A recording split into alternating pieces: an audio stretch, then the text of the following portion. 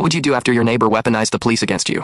Everything started on an ordinary Tuesday morning while I was watering my small herb garden. After losing my job, gardening became my way of staying busy. I had basil, rosemary, mint, and oregano growing neatly along the fence. As I watered the plants, my neighbor Karen appeared in her kitchen window, pointed toward my yard, and made a phone call. 20 minutes later, 2 police cruisers pulled up. Officer Martinez looked embarrassed. We received a report about possible drug cultivation. I stared at him. You mean my basil? The herb people put on pizza? The officers checked every planter, photographed the seed packets, and confirmed everything was legal. They apologized before leaving. Unfortunately, the whole neighborhood had watched. Karen didn't stop there. Over the next few weeks, she kept calling the police. She reported me for playing guitar after 7 p.m. There was no noise violation. She reported my aggressive dog running loose. I didn't even own a dog. Then she claimed my motorcycle was stolen. I simply showed the registration. Every complaint turned out to be false. During one visit, Officer Martinez sighed. This is the 4th false complaint this month. We're starting to notice a pattern. That gave me an idea. Instead of arguing, I started researching. Public records, permit databases, and neighborhood groups revealed Karen had been filing complaints against neighbors for nearly 3 years. The family before me had even moved because of her harassment. Then I found something even more interesting. Karen worked as a city building inspector. She knew every permit and building code. She also believed she was above them. Her home office had been built without permits. Her Airbnb rental violated zoning laws. Her privacy fence crossed onto city property.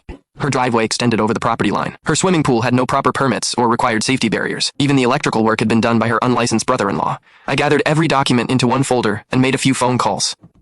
The following Monday, city inspectors, zoning officers, and electrical safety officials all arrived at Karen's house. By lunchtime, she'd received more than $15,000 in violations.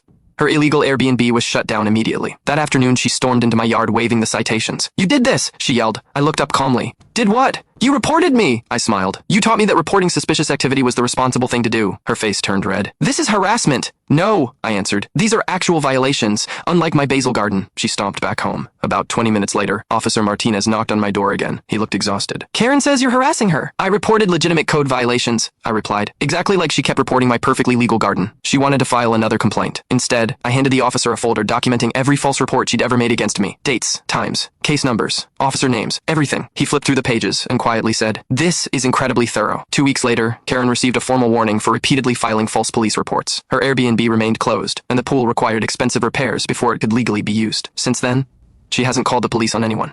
She even installed security cameras facing my yard, but pointed them so badly they mostly record her own driveway.